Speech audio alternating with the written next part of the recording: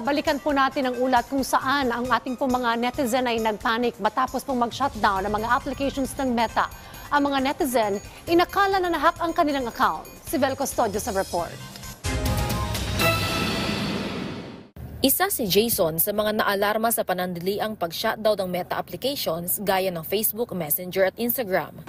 Nagulat lang po ako, ganon. Hindi ko alam kung bakit nagkaganon. Nagpanik ang mga netizens matapos mag-shutdown ng social media application ng Meta. Inakala kasi nilang nahack ang kanilang Facebook. Panay ang pag-pop ng message na ito sa tuwing sinusubukang mag-login ng Meta users.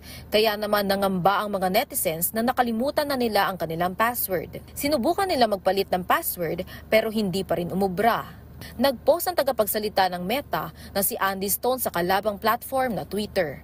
Base sa post, binigyan ng Meta ng kasiguraduhan kaagad ang mga server.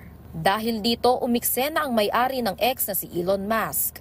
Nag-announce naman siya na nagbabasa ang kanyang post dahil working pa naman ang dating Twitter. Sa isang post naman, sinabi ng Meta na maayos ang kanilang service.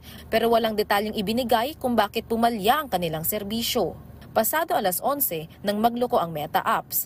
Nagbalik din ito matapos ang higit 1 oras.